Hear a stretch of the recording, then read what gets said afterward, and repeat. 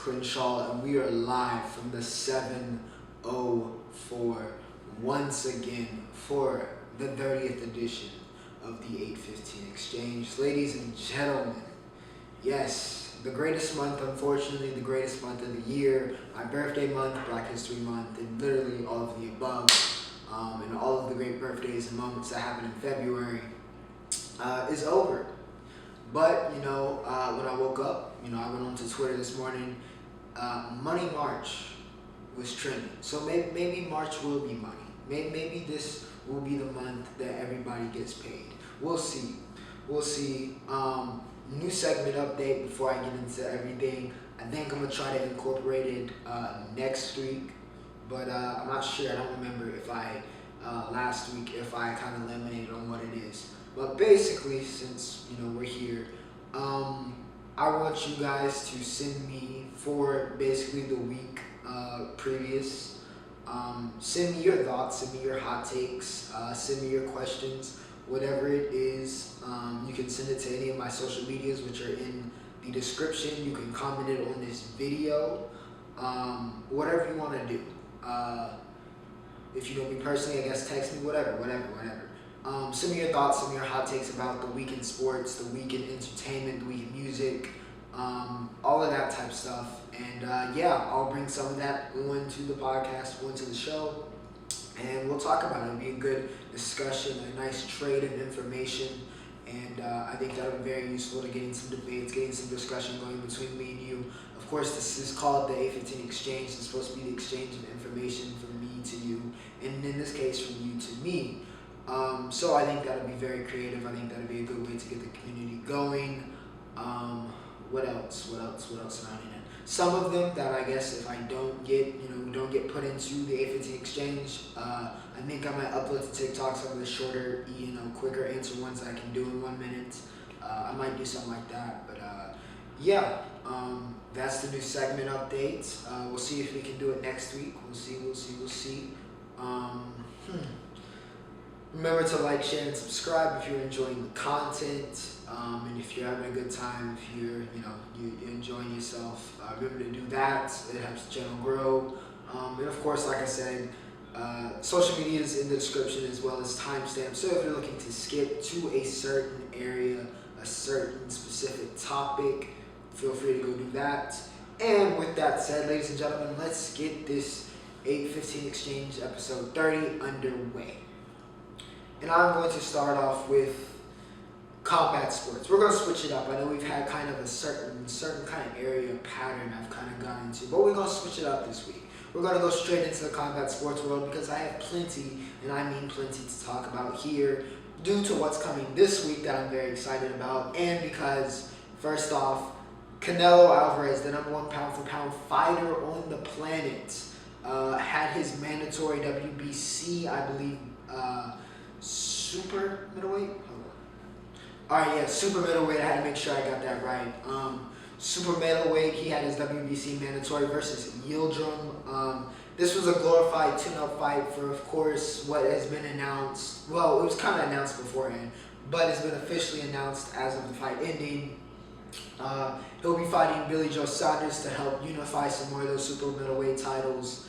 And that's going to be a very interesting fight. Of course, I think Canelo wins that one. I think it'll be a much better fight than this Yildrim fight. This was a glorified sparring session. This was basically Canelo on a heavy bag for 3 rounds until Yildrim's corner said no mas. There's nothing really for me to say too crazy about what happened here. This was just complete destruction. Canelo proving how much better he was than Yildrim and how much of a class he was above just... It seems like everybody in that super middleweight. Of course, we got some interesting matchups still for him, like BGS, like Caleb Plant, like Benavidez. We'll see what Berlanga does. He's still very much so a prospect. And of course, you got Charlo. There's some interesting matchups, of course, for Canelo still out here. And it looks like he's ready to take him on. He's looked the best he's ever has. I feel pretty comfortable calling him the #1 pound-for-pound fighter on the planet. I don't know if there's anybody touching him. We'll see. But real easy work for Canelo. It seemed like every fighter in the world was at that fight. But yeah, we'll see kind of matchups happen there. But easy work for Canelo, like I said. Very, very excited for that BGS matchup. I'll definitely try to get that one live. And yeah. UFC 259 is this weekend. Ladies and gentlemen, I've been hyping this card for the past month and a half, 2 months, since it really got announced. Dana really started announcing the matchups for the card. I've been hyping this to any kind of sports and fight fan I know. I am very, very, very, very excited for UFC 259. I think this is one of the most stacked UFC cards ever. Like, ever. I mean, starting from the first prelim on ESPN, it's good quality, and there's fighters that you know, and I know that can go bangers. So I have a very, very, very high expectations for this card. Of course, it's headlined, of course, by Israel, the last style bender, Adesanya, going for the light heavyweight crown, and moving up to face Jan Blachowicz in his first defense of the light heavyweight crown. I think this is a very interesting matchup. I think it's a very tough matchup for Izzy. I think it's tougher than people are expecting. And I wouldn't be shocked to see John win. I'm very interested to see how Izzy deals with John's power, especially since he's not, gaining a bunch of weight, because he kind of walks around 205. So Izzy's not really gaining much weight for this fight, if at all. So it's going to be very interesting how he deals with that how he deals with the power differential, and how he goes about that. Of course, maybe not having to gain weight or cut weight. That'll help out maybe his speed and being light on his feet, his quickness. But I think Jan's going to be a tough customer. I mean, Izzy is great. I love him. He's literally my header on Twitter. For those that asked that question, people were wondering what my header on Twitter is. It's Izzy back in his kickboxing days. I think that was just a cold photo and it fit the aesthetic. Anyways, yeah, I think Izzy Jan is going to be a very good fight. Much closer than people maybe are expecting. And I wouldn't be shocked to see John pull the upset. Though I would, if I was a betting man, I'd probably put my money on the last style bender. Amanda Nunes taking on Megan Anderson. I expect Amanda Nunes to slaughter this woman. This is the GOAT. This is the women's MMA GOAT, and one of the greatest just mixed martial artists of all time, regardless of gender. Amanda is a beast. Megan Anderson is getting this title shot because there's nobody else for Amanda to fight, if we're being completely honest. I expect Amanda to make easy work. I don't think this is going 5 rounds unless Megan Anderson has made a jump or Amanda fights down to her opponent. Should be easy work for the Lioness. But and of course, the third headlining fight of this card, and what might be the best fight of this entire card. It's not getting as much hype as the other ones, but this featherweight matchup it might be one. It might be the one. Of course, we got the new featherweight king, Peter Yan, taking on Aljamain Sterling. This is going to be a very good fight. This is going to be a very good fight. Of course, Peter Yan put on one of the most brutal. If you haven't, and they'll probably drop it as the free fight on YouTube, which I would highly recommend you to go check it out for the UFC, along with the embeddeds, of course, as I say every time there's a UFC event.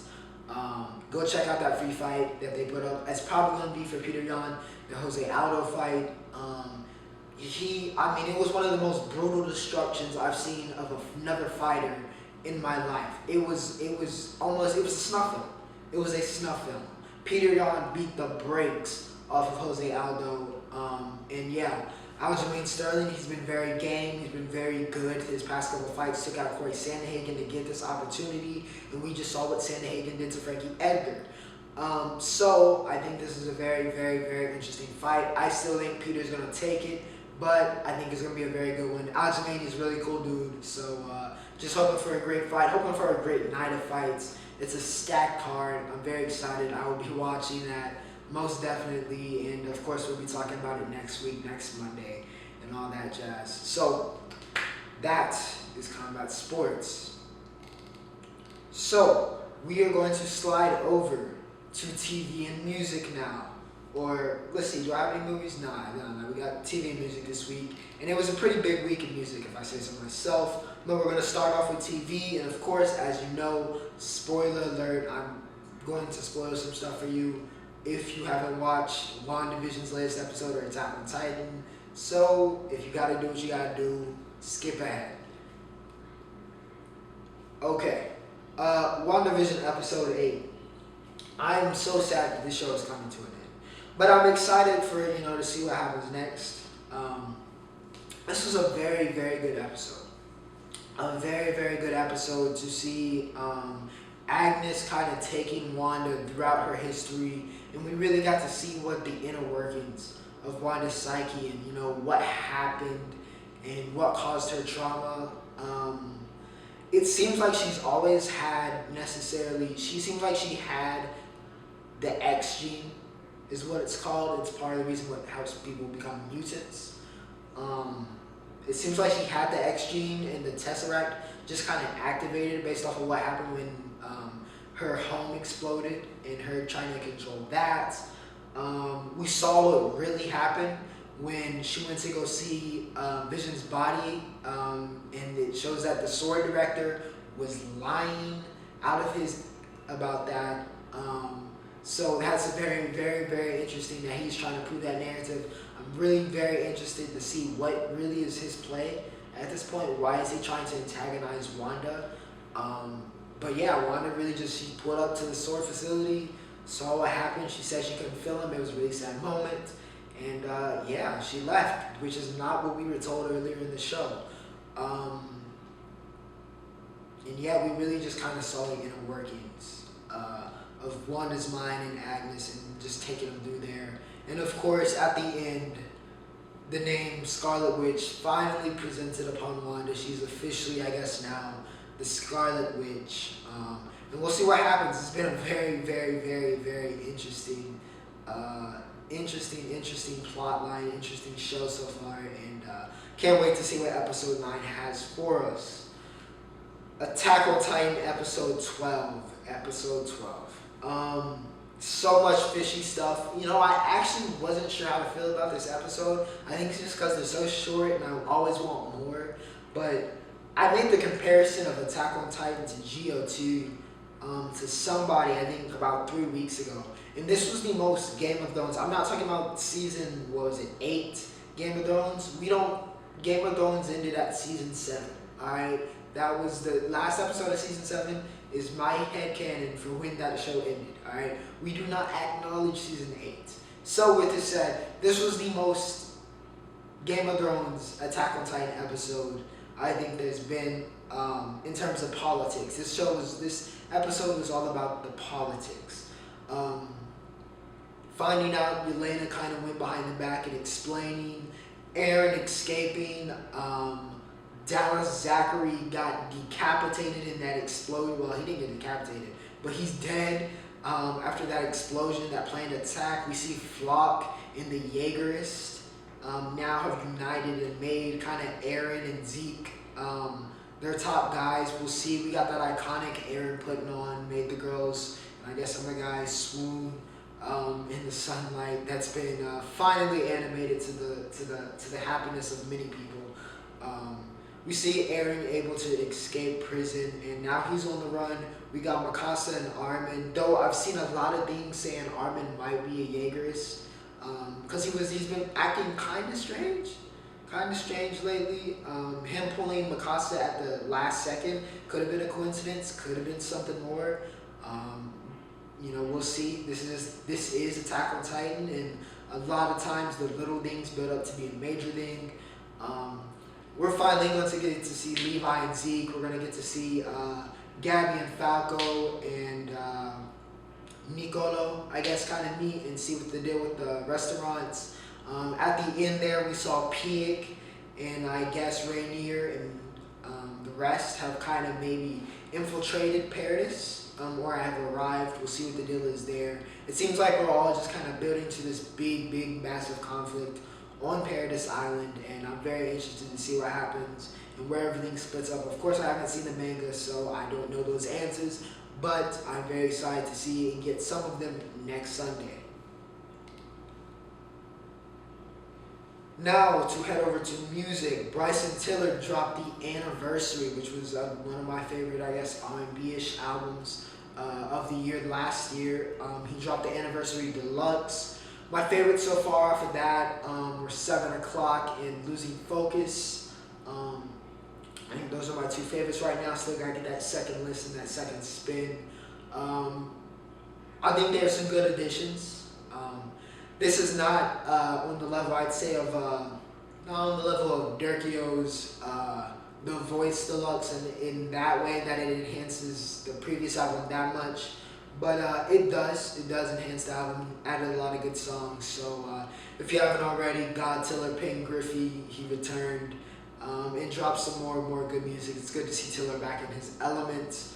Wonho dropped Love Synonym 2, my favorite song so far. Though Lose has kind of grown on me. I think it's Devil so far.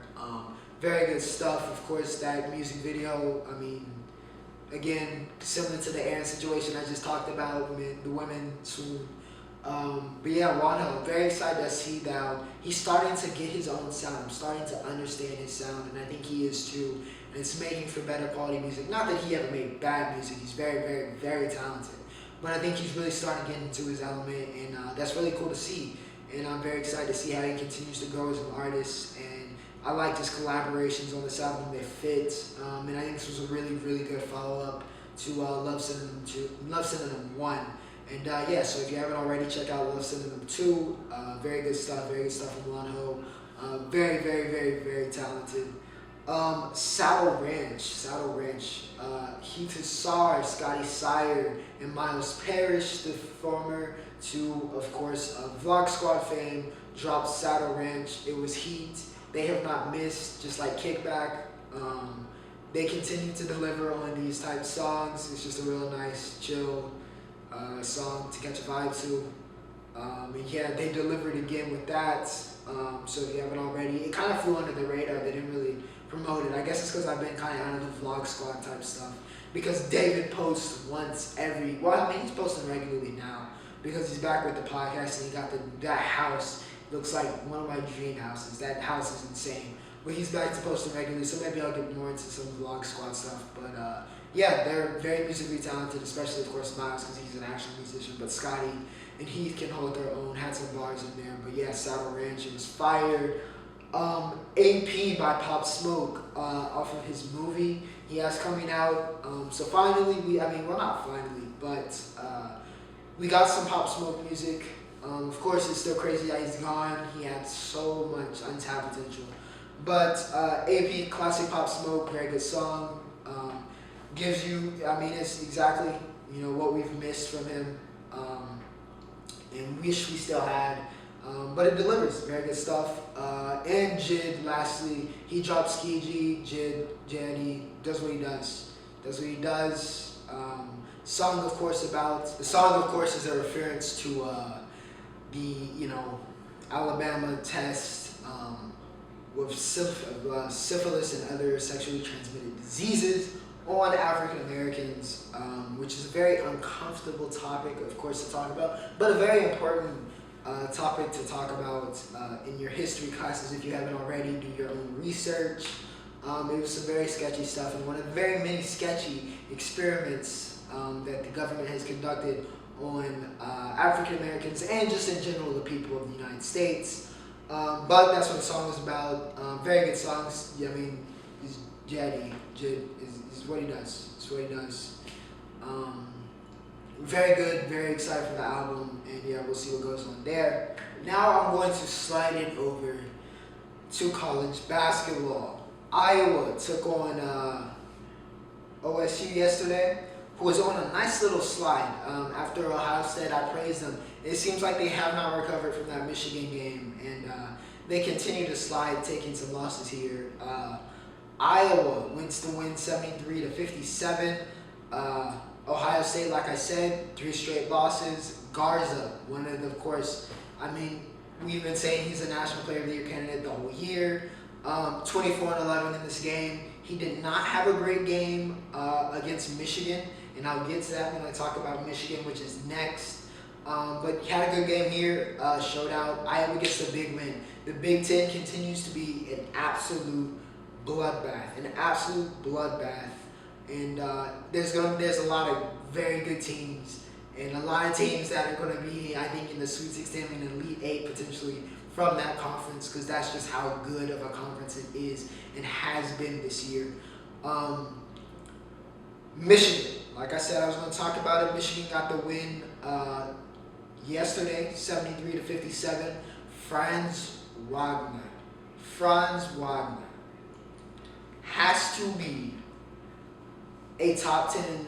It's a lottery pick. I can't say top 10. They get the win over Indiana yesterday, but he's been balling. He was balling against Michigan. He's been balling, it seems like, this whole year. Mortz's little brother has been very, very, very good for Michigan this year. Possibly you could say their top player, at least right now, he's been their top player. He's been fantastic. 21 in this Indiana game. I think he had 20-something as well in the Iowa game. Also, big shout out to Hunter Dickinson. I said he should have been a 5-star.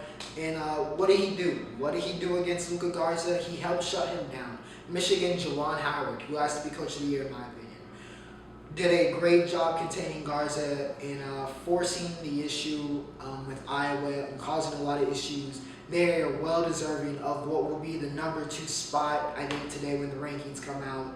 I think they've proved they're on that Gonzaga, when formerly Baylor, but we'll see.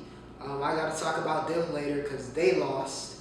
But I think they're definitely on that kind of tier. And I'm starting to feel like that. And yeah, it seems like they got a very, very, very good team. Michigan are definitely national championship contenders this year. Houston has been very hot, and Quentin Grimes. They won 3 straight. Grimes had 33, I think, against USF 2 games ago. Maybe not playing the comp the Big Ten is, but Houston is 20-3. They've been very good down the stretch here, and Grimes has been a very big part of that. He's definitely living up to that 5-star billing he had going into last year, his freshman season. He's now a sophomore, of course, but Grimes looking very, very good. Houston looking very, very good. To stay kind of in the southern, stay out in Texas, Texas Tech gets the win over Texas, 68-50. Yeah, 68-59. Malcolm McClung had 16. Not his finest game, however. But Texas Tech gets the big win, so shout out to them. They needed that one. They were kind of floundering, but this was a big win to hopefully get them back on track. Kansas and Baylor. Let's talk about it. Kansas took out Baylor. Baylor had a horrific shooting night. I think they shot 12% from 3. Horrific. Butler, David Mitchell, whoever for Baylor, they didn't show up. In Kansas, David McCormick had 20. They showed up, team effort. Kansas has won, I believe, since I talked about them last, and I talked about that massive, almost 7-game losing streak they were on. I think they won about 7 or 8 straight. Kansas is starting, it looks like they're starting to peak, and they kind of circled the wagons here, and are back, back on track, and they're back moving, and they're back rising up the rankings. I said they needed to prove themselves after beating Texas Tech, that they deserved them to be in the rankings, and they've proved it. Just took out the number 2 team in the country, a team that many people thought was destined for a national championship matchup with Gonzaga, who is still undefeated and still dominating. Shout out to Corey Kispert and Jalen Suggs. But Kansas knocked them off, and we'll see. The Big 12. Again, these conference tournaments, hopefully they're playing them, are going to be very, very interesting, and I think we're going to get a lot of stories coming out of those, and we might get some surprise winners. Staying in the Big 12, however, Oklahoma State and Oklahoma, I think they'll play again tonight. But in the first matchup, Cade Cunningham. This game went to overtime. OK State wins Bedlam because Cade Cunningham, quite possibly the number 1 prospect on the planet, quite possibly the future number 1 overall pick, Cade Cunningham with 40 and 11. And not 11 assists. I know we know him for his passing ability, but 11 rebounds. Cade could not be stopped. He could not be stopped. This was as close to the ultimate Cade Cunningham game as we're gonna get.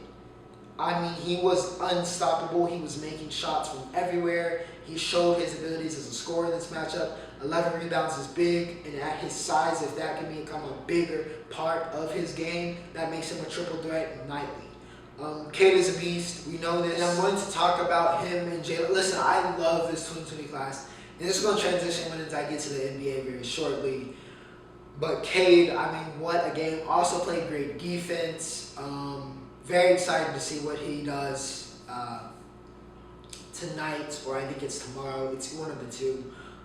Very excited to see what he does in the rematch. And if he can pull together another great performance. But shout out to Cade, one of the top prospects for a reason. And I think he proved it. Any doubters he's been having about how his season has been going, hopefully have been silenced after Friday. But we'll see. But I can't talk about Cade without talking about, in this case, the man who on the same night also had his best performance of their season. And I'm talking about the G League Ignite. And I'm talking about the unicorn, Jalen Green. Special talent. The Ignite had some few stumbles throughout this week, but they recovered very nicely. JG had 26 points with 6 threes. He's really settled in here. Really settled in. And I think he's pretty clearly, with all the respect to Kuminga, who's also, I think, a top 5 pick, in my opinion, who had 20 and 13 yesterday in this game. But Jalen Green is the best player on that team. 6 threes. He showed off the athleticism. He's he's a special talent. With all the respect to Evan Mobley, okay, who I've seen is the only other person that's getting put in the top 3. With all due respect to Evan Mobley, I think he's going to be a very good player, but the generational superstar type center thing, I think, needs to chill out. There's some areas that show a lot of red flags for me with him, and that's why I don't put him in the Cade JG area. And it's been like this for the past 2 years, since their junior year, when this top 5 started to really kind of get uncovered here, and Cade and Jalen started to kind of, be either number 1 or number 2 players in the country. But I think it's the same case. Like I've said, and like I've always had it, it's a 1A, 1B conversation for me. I think Cade and JG are both going to be superstars in this league. Very special talents. JG, I mean, he's really starting to put down the scoring abilities, and he's really starting to showcase. I talked about the 3-point shot. I was a little bit worried about it at the start of the season, but I'm not as worried. Dude is shooting 37.5%, I think, from 3. And that was one of my concerns. I was like, wow, I'm not sure how well he's shooting the 3 so far in the season, and he's shooting at almost 40%. He's fine. He's got the athleticism. He can defend. I think there's a lot of people caught up in the mixtape hype, and they're trying to use that to detract from how special Jalen Green is, but he's never been just a mixtape player. Similar to Zion in this situation, he's gotten all the fame, he's gotten all the clout, he's gotten all the hype from being a big social media presence, but he's not just a mixtape guy. He's not just a highlights guy. This dude was ranked where he's ranked and has the belief in all of the people that think he's special for a reason. Trust me when I say Jalen Green is not all hype. He is the real deal. Believe the hype. Believe the hype. But to move on with the other NBA news, the New York Knicks. I saw some Knicks fans celebrating outside of MSG, on the streets of New York City after they went over 500 for the first time since 2017, I think, or something like that. So shout out to my dad. I know my dad is very happy. I know if you watch this, Father, congratulations on your Knicks becoming a good team, I guess, so far. Julius Randle's been a big reason for that. They got the win 109-90 yesterday. Randle had 25, 8, and 6. So far, Randle's averaging 23, 11, and 6. He got named an All-Star reserve. Randle's been balling. The Knicks have been doing very good. It's looking very good. Looking very good for the Knicks. They could be a playoff team this year. You can't rule it out here. And yeah, very exciting time to be a New York Knicks fan, perhaps. We'll see. Over 500 though, so that's progress. The Dallas Mavericks, I seem to talk about them and Luka every week. They beat Brooklyn. Brooklyn, who was scorching hot. Absolutely scorching hot. Harden still had a good game in this game. But KD and Kyrie both didn't play, and you know how that goes. When one of them or two of them don't play, the Brooklyn puzzle kind of falls apart. And it fell apart here. They lose their eight-game winning streak. They've been scorching hot. But Dallas gets the win. We'll see if Dallas can continue to steer this in the right direction. I think Luka's been playing a lot more consistent lately. In the past about 2 to 3 weeks, he's really started to shift back into that superstar notion. Still wouldn't have had him as an all-star starter over Dame. But again, Luka clearly proven he's one of the top players in the league. He had 27 and the game winner this past week. He also had the game winner against the Boston team, who was struggling quite a bit. All-Star reserves got released, but also we had to do some changes to the All-Star teams, of course, due to injury and things of such nature, for people sitting out, whatever.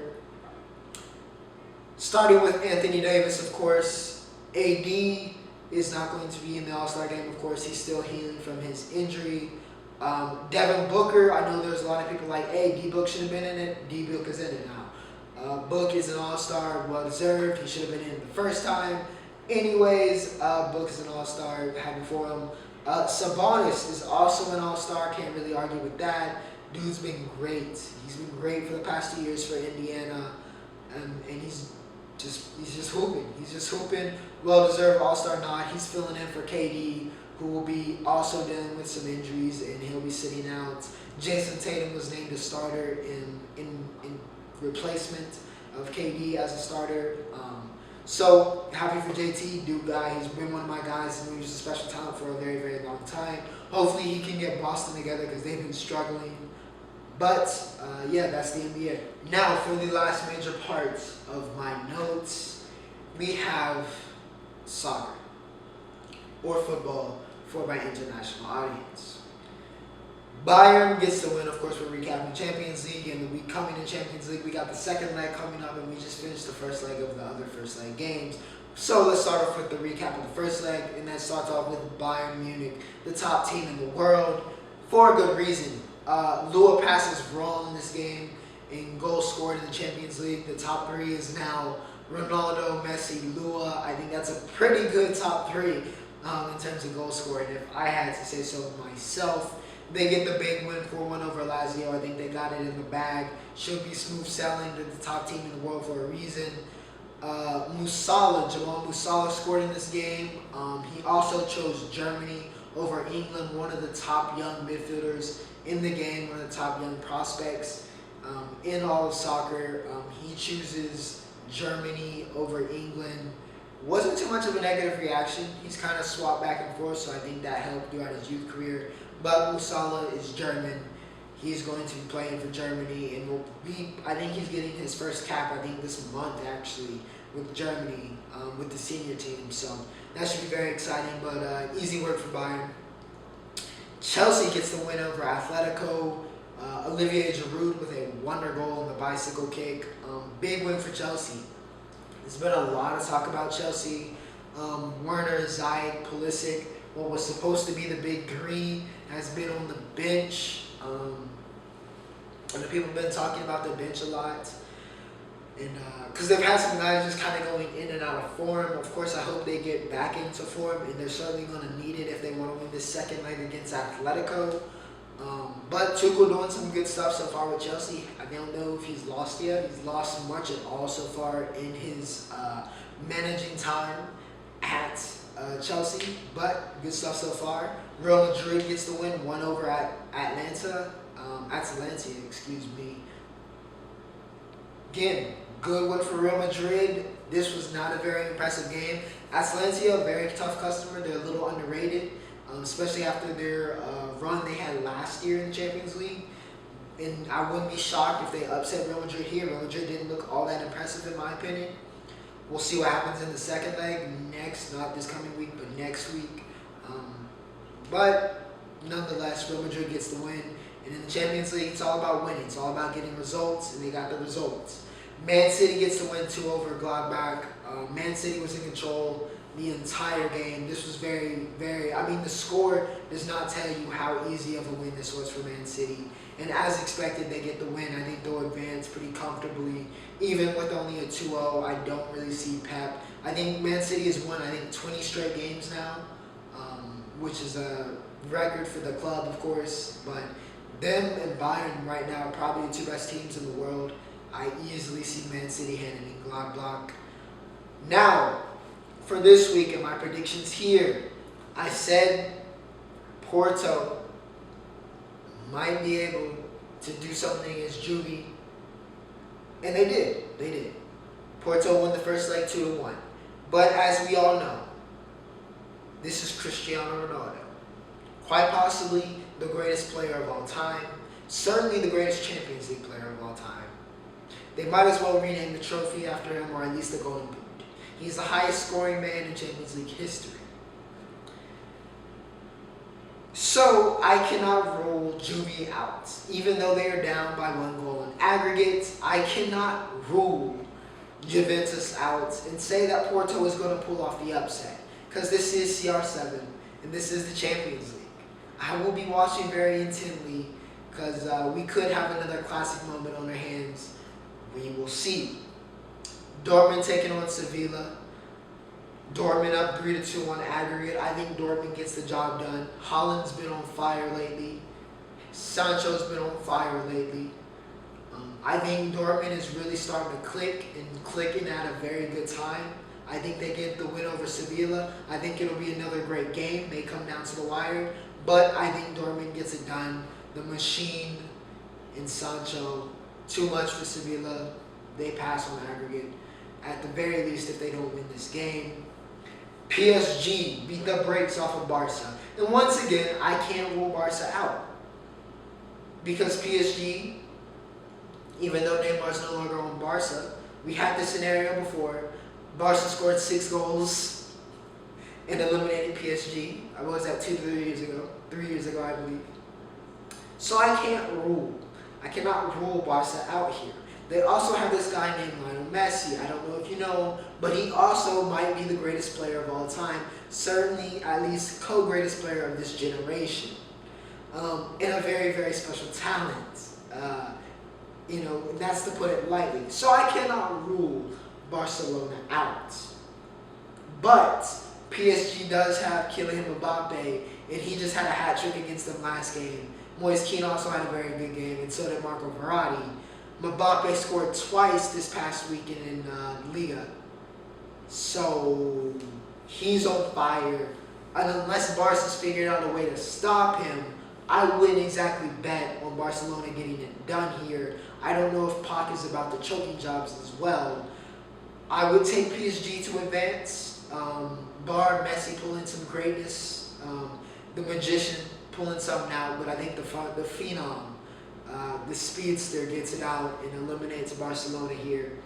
Liverpool handled Leipzig to nobody's surprise. Maybe somebody's surprised, but I'm not really surprised. But Liverpool gets it done. I think they get it done again and they advance. With all due respect to Leipzig, I think they're hurting from not having Timo anymore, and they haven't really been able to replace that. But who knows? This is football. Leipzig could pull something out. It's been done before. Liverpool's been kind of shaky, but I think Salah and Mane will provide enough stability and be able to get the goals once again. And Liverpool advances here, and they head on to what would this be, the quarterfinals? Yeah, the quarterfinals. And with that said, ladies and gentlemen, we have reached the end of all my major notes, which means we are at the roundup. Yes. We have reached the roundup, which means this episode, unfortunately, is almost, or maybe fortunately, I know, maybe on the time constraint, is about to come to an end. But not before I get to some college football news. Will Johnson, one of the top players in the country, one of the top quarters in the country. Let me pull up his 24/7 real quick. Will Johnson committed to Michigan, which was kind of expected. He'd been getting a lot of crystal balls. So it wasn't too major of a surprise. He's number 11 on the composite. He's a legacy at Michigan. it was pretty much rumored after Damani, one of his very good friends. I had that outside hope. The outside hope he'd choose Fido, but after that, I really got a lot of rumblings about him going to Michigan. So not too surprising. We'll see what Michigan can do with him. We'll see if they can continue to build a class around him. But very, very good pickup. One of the best corners in the nation. Other college football news. Eric Gilbert, after seemingly the perfect fit I talked about when he committed to Florida, I think 3 weeks ago. And I talked about that on that episode of the 815 Exchange. Eric Gilbert has flipped his choice and allegedly because he does not come to play school at all, did not academically qualify for Florida. I cannot confirm this. This is only what I've heard from sources. Eric Gilbert will not be going to Florida. He decommitted. We'll see where he goes now. You gotta, if it is the academic thing, come on, bro. Come on. With your talent, you gonna be out of here in 3 years. Just go to class for 3 years, and you're out of here. You're out of here. And you're a college football player at one of the major programs. There is definitely help for you if it's a struggle and this is just school's not your thing type thing. But I think Eric Gilbert is much smarter than that. I think this is just laziness. It's not a good look. It's not a good look. We'll see what the situation is. Florida would have been the perfect place for him. But whatever the scenario is, he didn't qualify or whatever reason. He had to decommit. We'll see where Eric Gilbert goes next. See if he stays in the SEC. Maybe he has to go JUCO. We'll see.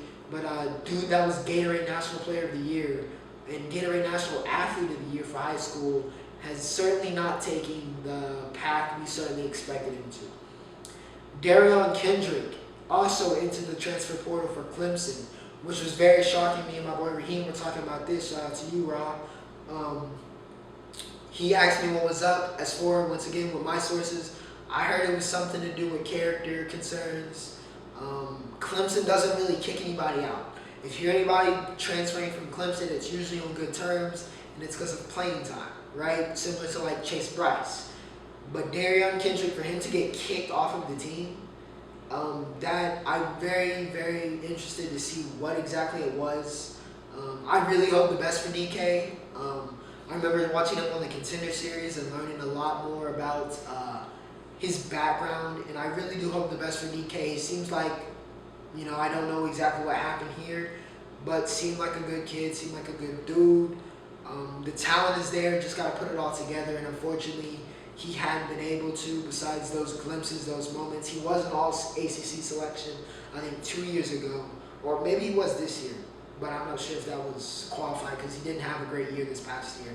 But DK heads to transfer portal. We'll see where he goes. Hopefully he can put it together because, hoping for the best for him. But, that's the college football recruiting news. That's the transfer news. It's starting to heat up a little bit here. We've had some moves in both of those spectrums as we start to get closer and closer to, spring football and, of course, summer workouts. And then, of course, we'll be in the season. On a more somber note, before I finish here, I want to talk about one of the greatest golf players of all time, one of my favorite golfers of all time, Tiger Woods. He had that accident, 2 broken legs, I believe, and some stuff with his foot. I know it's probably a very traumatic experience. I hate it for Tiger. Won the Masters last year. He won't be able to defend his title, of course, this year because of the accident. But I'm happy that he's okay. Just hope he can, get back healthy to whatever that extent is, and he can be happy. If this is the end for his golf career, what a legacy. It's been cemented. One of the greatest of all time. Some will call him at his peak, the greatest of all time. Certainly the most influential golfer, I think, ever. He was one of the defining athletes of our generation, or at least the generation before me, really that 2000s generation. He was one of the guys. He was one of the most popular athletes in the world. So, praying for you, Tiger, praying for your, your health, praying that he gets better and all that type stuff. And I saw they wore red yesterday, Sunday red for Tiger, so that was really cool for the PGA to do that. But, hoping for the best for Tiger, hoping the best for his family, hope he's okay. And, so that was episode 30. Hope you guys enjoyed it. Remember to like, share, and subscribe. Hope you guys have a great week. this money march, apparently, according to Twitter. Hopefully we continue to have a great, I mean, it's been a much better, at least so far, I think I can say this, hopefully I don't jinx anything. It's been a much better year, a much better start to the year than 2020. I think 2021 is going to be much better for all of us. And yeah, remember to like, share, and subscribe. Follow me on my social medias. Of course, they're at the end of this, in the outro. But without further ado, see you for episode 31. Ocho, signing off.